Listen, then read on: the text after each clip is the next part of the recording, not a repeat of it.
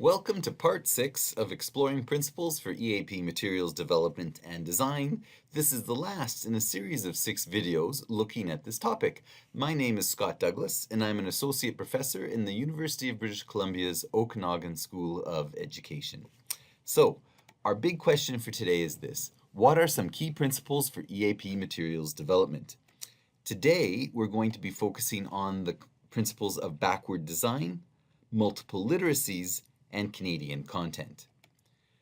So we've gone over the past 6 videos, some of the reasons for identifying principles for EAP materials development, but the main reason for me is that by making these principles explicit, it can help us with the developing, designing, adapting, and reviewing of EAP materials.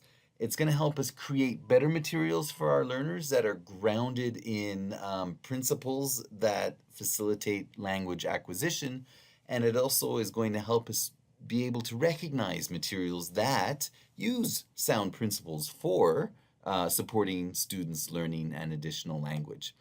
So I've been tweeting about some of these ideas at hashtag EAP Materials Writing. I've got about 27 tweets out there, and this series of 6 videos has been looking at 18 of those, and today we're going to look at the last 3. So the first one I want to talk about today is the principle of backward design.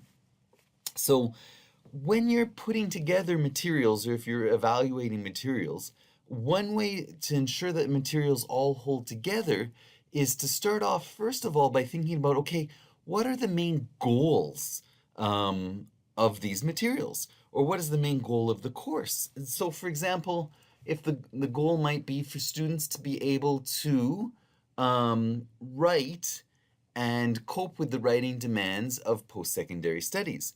So once you have this overall goal of being able to write in post-secondary situations, now you're going to look at the sub-objectives. So, all right, what objectives do students need to achieve in order to achieve that goal? And so, for example, maybe one of the sub-objectives is that they have to be aware of a variety of rhetorical patterns.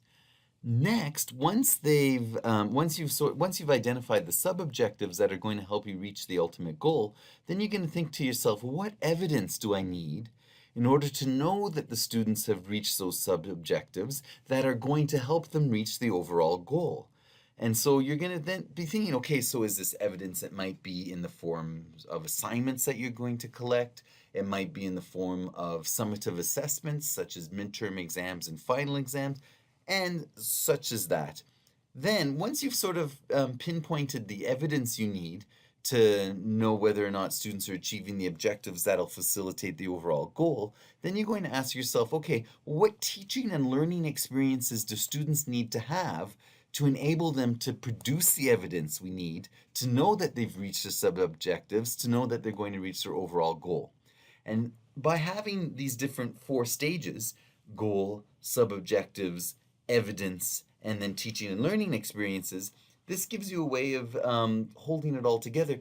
Also, you can start then to think, okay, well, are these different stages consistent with one another? So, for example, if the objective is riding a bicycle, and then you decide the evidence you need is that they're going to do a multiple choice test on the parts of a bicycle, well, you ask yourself, well, are these 2 things consistent? Will one actually show you whether or not the other can be achieved? And so this is sort of how you can decide as you're putting together a curriculum for EAP how to organize it. Here's an example from the unit of inquiry that we've been looking at throughout these 6 videos. And here what we have is we're looking at geography. And so when we put together this unit, we started off by thinking about, well, what's the goal? And we had a 2-fold goal. The first major goal was that students would become familiar with the different geographical regions across Canada. And then our secondary goal was students would be able to write a compare-contrast essay comparing different Canadian geographic regions. Once we had those goals in place, then we started to think, okay, well, what evidence would we need? And so we thought, okay, well, one piece of evidence that would be good would be to have students write an essay comparing and contrasting 2 different geographical regions. Another piece of evidence we might gather would be students creating a poster explaining two different regions of Canada. And so you can see this is what we were doing here.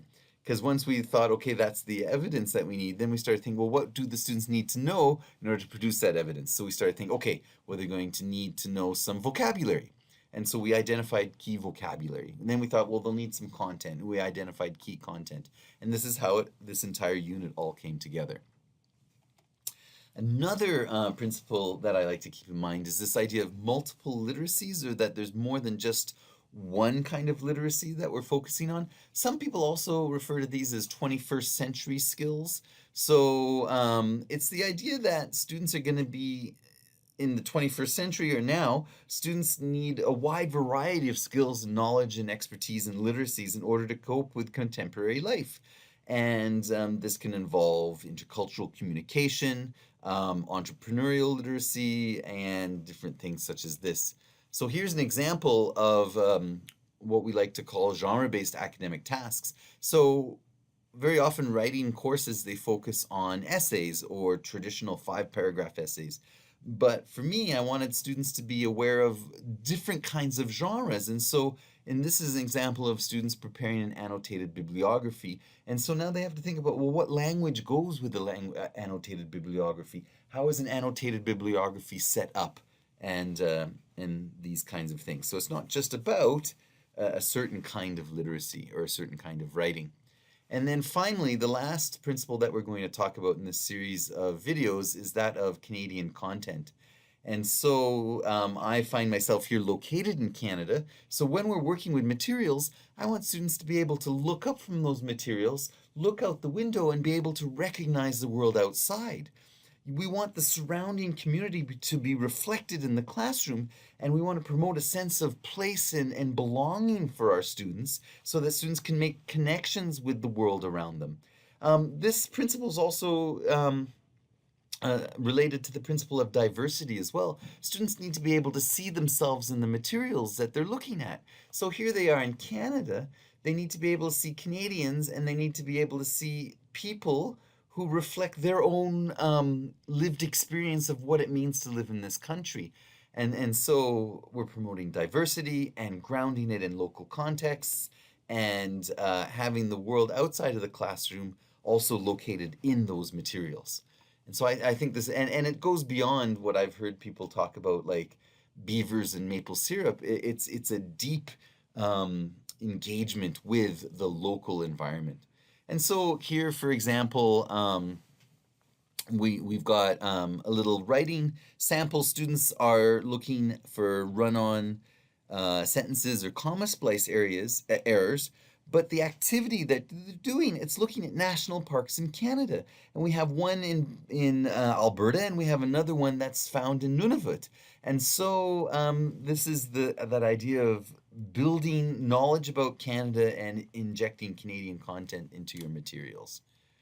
So finally, there you go. So these were the last 3 principles we looked at today: backward design, multiple literacies, and Canadian content. We've looked at 18 in this series of 6 videos. So if you haven't seen the other videos, you can go back and look at those. But thank you very much for going through all these different principles with me. I really appreciate it. Here are some references for today's video. I hope that as you're now going out and creating your own EAP materials, or you're choosing materials, you can borrow on some of these principles to help inform what you're doing. Take care.